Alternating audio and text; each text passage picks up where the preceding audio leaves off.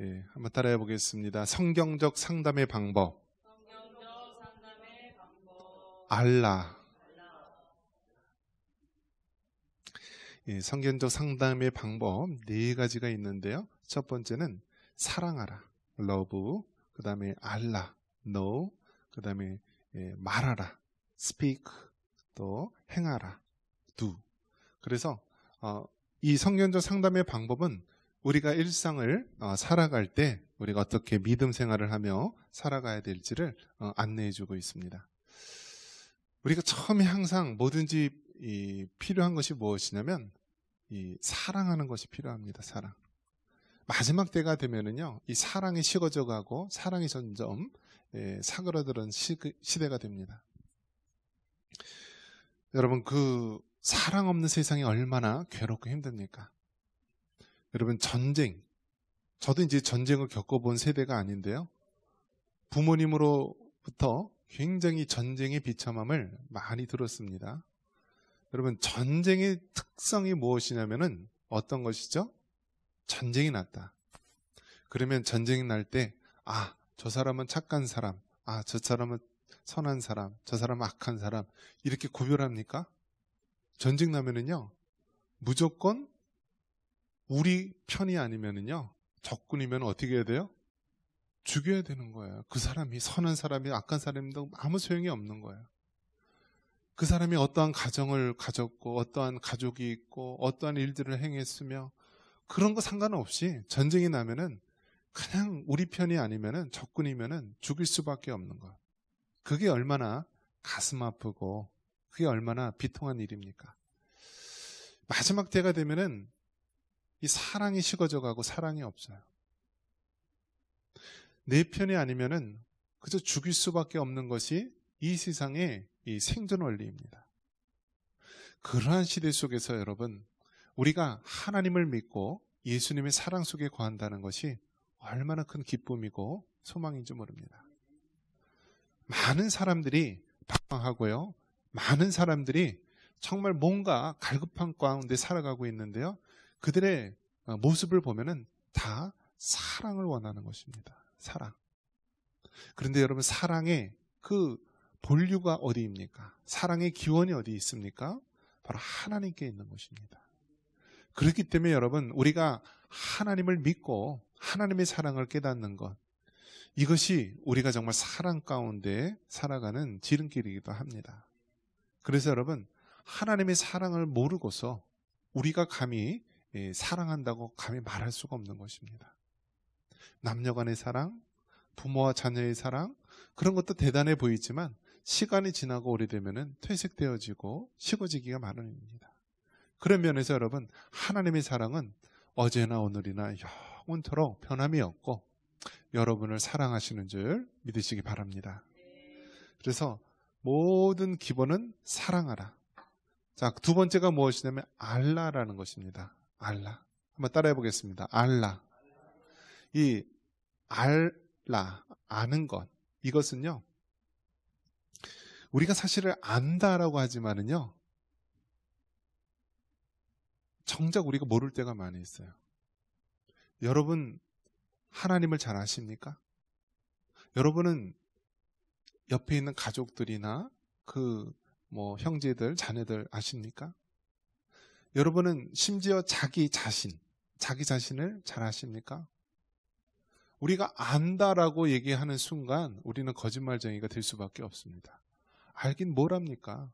알지 못해요. 기껏해야 그 사람이 입고 있는 옷이 어떤 색깔인가, 어떤 옷인가, 우리가 겉으로 보기에 어떠한 삶을 살았는가, 겉으로 드러난 그런 일부만 알 뿐이지 정말 그 사람에 대해서 알지를 못합니다. 그래서 세계적인 철학자 소크라테스가 뭐라고 얘기했죠? 너 자신을 알라. 그러니까 세상 지식에서도요, 사람들이 자기가 모르는 것조차도 모르는 거예요. 그러니까 소크라테스, 이 그리스 철학자가 뭐라고 얘기했냐면 자꾸 질문을 하는 거예요. 질문을 하는 거예요. 그래서 질문을 통해서 그 사람이 정말 내가 모르고 있구나라는 것을 깨닫게 하는 것. 네 자신을 알라. 그래서 정말 우리는 모르는 게 너무 많다라는 거예요. 우리가 얼마나 모르고 있고 우리가 얼마나 무지하고 우리가 얼마나 나약하고 얼마나 미련하고 어리석은지 모른다라는 거예요. 그렇기 때문에 아는 것이 참으로 중요한 것입니다. 아는 것. 자, 그래서 오늘은 이제 두 번째 성경적 상담의 방법으로서 알라. 자, 오늘 읽은 말씀에 보면은요, 모든 지킬 만한 것 중에 더욱 무엇을 지키라고요? 내 마음을 지키라. 왜 그렇죠? 생명의 근원이 이에서 남이니라 라고 말합니다. 그래서 여러분, 마음을 지킬 수 있기를 바랍니다. 한번 따라해 보겠습니다. 마음을 지키자. 마음을 지키는 게 굉장히 중요한 거예요, 여러분. 하나님께서 우리에게 원하시는 것이 무엇이냐면 결국 우리 마음을 지키는 거예요. 우리 마음 속에 성령님이 내주하시고요. 하나님이 임하시게 되면은요, 우리가 그 어떤 외부의 환난과 어려움으로부터 이길 수가 있는 거예요. 마음을 우리가 지키고 마음이 굳건하게 서 있다면은요, 주변 환경의 어떠한 상황에 우리가 처한다 할지라도 우리는 흔들림 없이 그것을 이겨낼 수 있는 거예요. 그런데 이 마음이 무너지면은요, 다 소용이 없는 거예요. 그래서 여러분, 오늘날 얼마나 많은 사람들이 이 마음을 지키지 못해서 괴로워하고 있는지 모릅니다. 여러분, 이 마약이 뭐죠? 네, 나쁜 거. 요즘 젊은 사람들이요, 이 마약에 쉽게 노출이 됩니다. 원래 이 마약이 그 특성이 있습니다. 마약은요, 중독성이 있어서요. 예를 들어 마약을 1이라는 걸 썼으면 다음에 그 정도 효과를 보려면은 2를 써야 되고 3을 써야 되고 자꾸 양이 늘어나는 것입니다. 그리고 마약이라는 것은 이것을 끊는 순간 어떻게 해요? 금단 현상이 일어나는 거예요. 그래서 막 떨리고 춥고 막 벌러지가 피부로 기어가는 것 같고 막 버길 수가 없는 거예요. 그리고 마약은 어떻죠? 나중에 중독이 되면은요, 그 중독 증상이 보면은 아주 그냥 엄청나게 잔혹한 일들이 일어나고 있습니다. 자녀가 부모를 죽이기도 하고요. 이번에 그 이스라엘 그 하마스 사건에서도 보면은 사람들이 어떻게 그렇게 잔인하게 어린아이들을 막 목을 자르고 막 눈가를 칼로 패고 그 임신한 여자 배를 갈라서 태아를 칼로 찔러 죽이고 그런 일들이 있을까 했더니 그 하마스 그 대원들 이렇게 소지품에 보니까 마약을 갖고 다닌다는 거예요. 마약을. 그래서 그 마약을 먹고 싸우는 거예요. 그러면은 좀비처럼 되는 거예요. 총알 몇 방 맞아도 아픈 것도 못 느끼고 그냥 돌진하고 아주 그냥 잔혹한 일들을 벌이고 있고. 그러니까 이 세상에 보면은 정말 이 마약이 많은데요. 오늘날 이 젊은 사람들이요, 아마 우리 부모님 세대도 깜짝 놀랄 거예요. 이 마약을 누가 배달해줘요? 택배가 배달을 해줘요. 해외에서 직송으로 배달을 해주는 거예요. 그렇기 때문에 아주 그냥 이 마약의 효능이요, 뭐 이렇게 덩어리 된 게 아니라 얼마만큼 효능이 있냐면, 그 요즘 새로 나온 신형 그 마약은요, 이 쌀알 한 톨만한 그런 크기가 있으면은요, 사람 치사량이 된다라고 합니다. 그러니까 마약이 얼마나 독하냐면은요, 이 쌀알 한 톨만한 그 마약을 먹으면은요, 죽을 수 있는 그런 양이라는 거예요. 그래서 너무너무 강력하고 너무너무 이게 센 마약들이 많이 나와서 이 마약들을 초콜릿이라든지 사탕이라든지 이런 데 조금 섞는 거예요. 그러면은 이제 강남의 무슨 클럽이라든지 이런 데 가면은 막 길에서 나눠주는 거예요. 사탕 나눠주고 초콜릿 나눠주고, 그리고 뭐 이런 음료수나 이런 데 조금 마약성 넣으면은 사람이 그냥 그 마약 속에 확 이렇게 정신을 못 차리는 것이죠. 그래서 중독이 되게 한 다음에 나중에 그 자기 스스로 그 마약을 살 수 있도록 그렇게 하는 것이 이 세상입니다. 그렇게 하다 보니까 어떻게 해요? 요즘 많은 사람들이요, 그 마음이 다 병들고 마음이 다 상하게 되는 거예요. 요즘 얼마나 이 술을 끊지 못하는 사람, 이 알코올 중독자들의 특징이 무엇이냐면요, 혼자 술 마시는 사람. 이 알코올 중독의 마지막 단계가요, 사람들하고 어울려서 술 먹는 게 아니라 혼자 매일 술을 먹는 거예요. 혼자 매일 술을 먹어요. 그러면 이 나중에 이 뇌가요 다 녹아버려요. 뇌가. 자, 그런데 그 술 먹는 사람들 보면 어떻습니까? 힘들죠. 그래서 이제 1920년도 미국 같은 데서는요, 그 뉴욕주라든지 이런 데서는 금주령을 내려서요, 술을 못 팔게 했어요. 근데 술을 못 팔게 했더니 사람들이 어떻게 하죠? 다 지하에서 술을 파는 거예요. 은밀하게.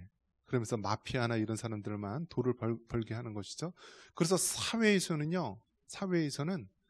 술이나 담배나 이런 것들을 그냥 막으면은 지하에서 음성적으로 생기기 때문에 그거를 정부에서 관리를 하면서 허용을 해준 거예요.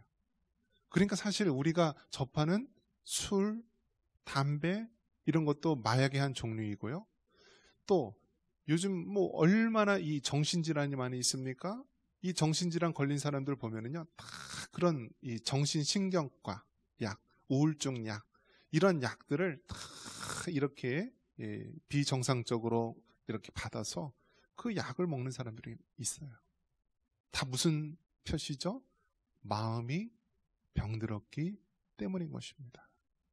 그래서 여러분, 정말 우리가 살아가는 이 세상은요, 우리 부모님 세대, 할아버지 할머니 세대보다 더 험하고 더 정말 죄악이 만연한 세상 가운데 있는 거예요. 어제도 우리 이제 청산교회에서 연천군 또 기독 청소년 찬양 집회를 했고요. 그 청소년들을 하는데요, 이제는 청소년들이요, 여러분, 아이들이 성 경험하는 것이 몇 살 때 할 것 같아요, 여러분? 이제는 초등학교 때 한대요, 초등학교 때. 그래서 중학교에 가면은요, 아이들끼리 이야기한대요. 너 아직 경험 없어? 그러면 막 이렇게 자기네들끼리 그런 경험을 자랑하고. 그러니까 지금 이 세대는요, 스마트폰이나 이런 것들을 통하여 우리의 자녀들이 더 많이 죄에 접근하게 되고, 또 마약이라든지 모든 것들이 우리 주변에 너무나 많이 도사리고 있기 때문에 정말 우리 마음을 지키기 힘든 시대가 되었습니다. 이러한 상황 가운데서 성경은 뭐라고 얘기하냐면, 너희 마음을 지키라. 왜냐하면 생명의 근원이 이에서 남이니라고 말씀합니다. 우리가 마음을 지켜야 되는 거예요. 마음을. 그러기 위해서 여러분, 우리의 마음을 알고 우리 자신을 알기 위해서는 누구를 알아야 되죠? 우리를 만드신 하나님을 알아야 되는 거예요. 사람을 알기 위해서는 사람을 창조하신 분, 그 하나님을 알아야지만 우리가 우리 자신을 알 수가 있는 거예요. 성경에 보면은 하나님께서 사람을 창조하셨습니다. 이 하나님의 그 사랑으로 창조된 우리 사람은 처음에는 부족함이 없는 그런 모습이었죠. 그런데 에덴 동산, 그 최초의 사람 아담과 하와가 하나님의 말씀을 불순종하고 선악과를 먹음으로 인간 세계에 죄가 들어옵니다. 그래서 이 인간 세계에 죄가 들어옴으로써 그 결과가 바로 무엇입니까? 아담과 하와의 자녀, 가인과 또 아벨이 서로 최초의 살인자가 나오지 않습니까? 그래서 인간의 역사는요, 죄의 역사예요. 죄의 역사. 그래서 우리는 인간론을 다른 말로 뭐라고 얘기하냐면요, 인죄론이라고 얘기합니다. 사람의 죄에 대해서 알아가는 거예요. 그래서 여러분, 나 자신을 알기 원하십니까? 우리의 마음을 알기 원하십니까?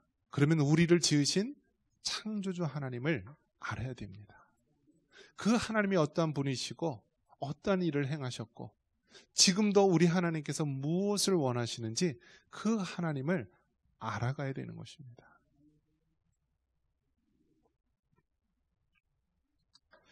여러분, 하나님 아십니까? 그러면 여러분이 안다라고 했을 때 얼마나 알고 계십니까? 창세기 4장 1절에 보면은 하나님께서 이 알다라는 그 의미에 대해서 우리에게 명확하게 이야기해 주는 부분이 있는데요. 창세기 4장 1절 제가 한번 읽어드리겠습니다. 아담이 그의 아내 하와와 동침하매 하와가 임신하여 가인을 낳고 이르되 내가 여호와로 말미암아 등남하였다 하니라. 여기서 아담이 그의 아내와 하와와 동침함에라고 되어 있어요. 그러니까 아담과 하와가 동침했다. 이 말을 원어로 보면은요, 야다라고 되어 있습니다. 한번 따라해 볼까요? 야다. 그러니까 동침하다라는 말이 이 히브리어 원어를 보면은 야다로 되어 있는데요. 이 말이 알다라는 뜻입니다. 알다. 즉 우리가 알다라고 했을 때 이 알다의 의미가 마치 부부간에 남녀간에 동침하는 것처럼 이렇게 같은 의미로 쓰였다라는 거예요. 그래서 히브리어 원어를 보면은 남녀가 동침하다라는 말하고 또 서로 알다라는 말하고 같은 단어로 쓰여 있는 거예요. 즉 이것을 우리가 성경적으로 해석을 해본다면 우리가 하나님을 알다라는 것은요, 단순히 지식적으로 아는 것이 아니라 더 깊은 영적인 의미가 있다라는 거예요. 마치 부부지간에 동침을 통하여서 둘이 한 몸이 되듯이요, 우리가 하나님을 알다라는 것은 더 깊은 영적인 의미가 있다라는 거예요. 세상 사람도 여러분 다 예수님을 알아요. 하나님이 어떤 분인지 알아요. 지식적으로 보면 이 성경책을 통하여서도 얼마든지 알 수가 있어요. 그 김영옥 도교에 심취해 있던 그 사람도요, 보니까 요한복음 강의하고 막 그래요. 아니 기독교와 전혀 상관이 없는 그 까까머리 중처럼 생긴 그 도교학자 김도울도요, 성경 말씀을 해요. 그 사람이 이야기하는 모든 것들은 지식적으로 아는 것이지 정말 성경이 말하고 있는 것처럼 야다, 그렇게 깊은 영적인 의미에서 아는 것이 아닌 것입니다. 그러기 때문에 여러분, 교회에 1년, 2년, 10년, 20년 다니는 것이 중요한 것이 아니라 우리가 하나님을 바로 알고 바로 섬길 수 있는 모습이 필요한 거예요.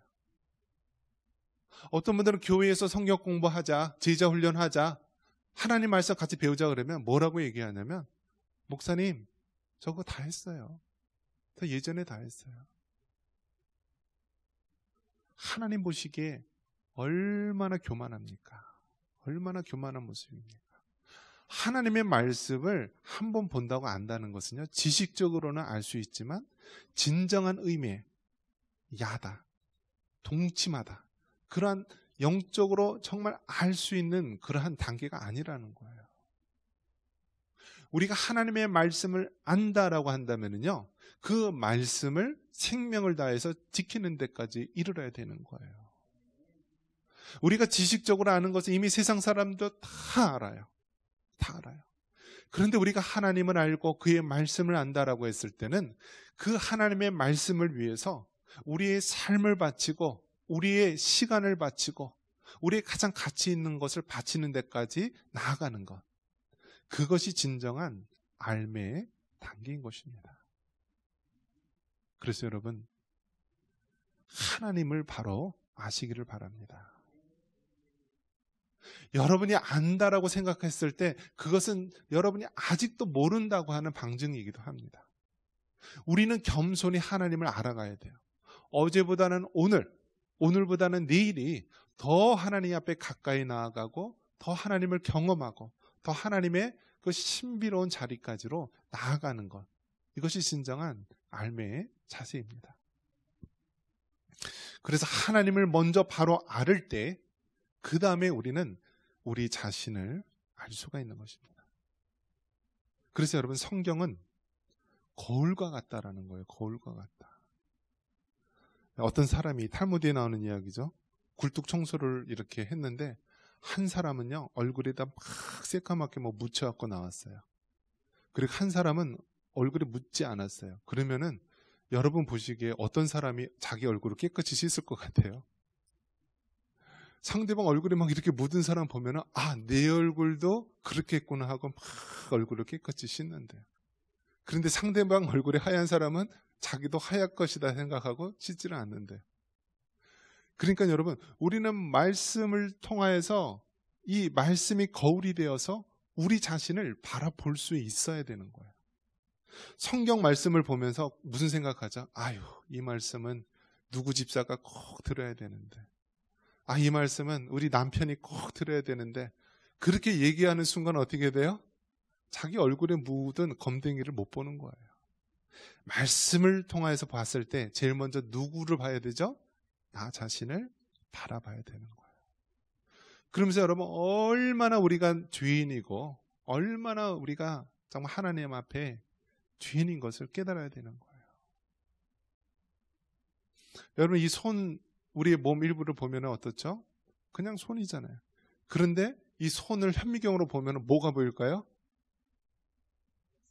예, 뭐 알 수 없는 세균들이 얼마나 많이 있겠어요. 얼마나 많이 있겠어요.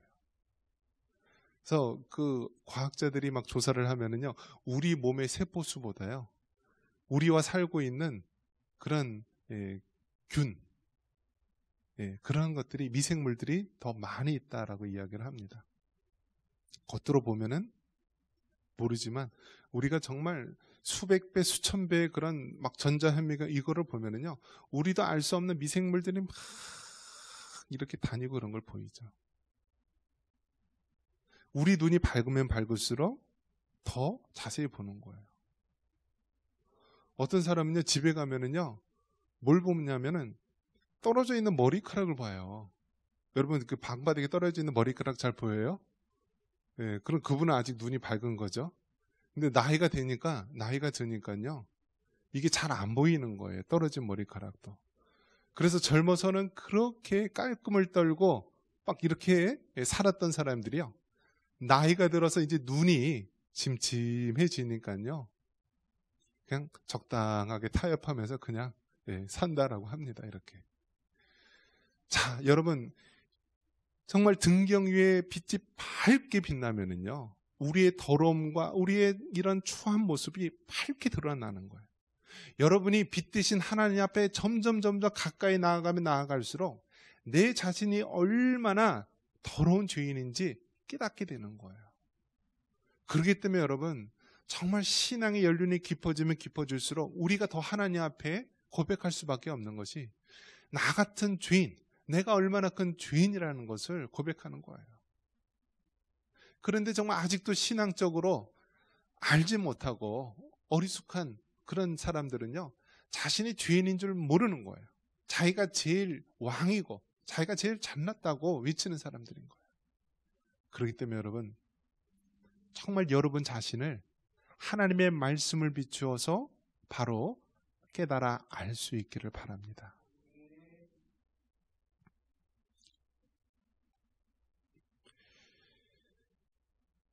욥기 23장 10절에 그러나 내가 가는 길을 그가 아시나니 그가 나를 단련하신 후에는 내가 순금같이 되어 나으리라. 하나님께서는 우리 인생의 고난을 통하여서, 우리가 이 고난을 통하여서, 이 풀무불 같은 시련을 통하여서 우리의 믿음이 순금과 같이, 정금과 같이 되기를 원하십니다. 여러분, 우리 삶 속에 힘들고 어려운 일이 있습니까?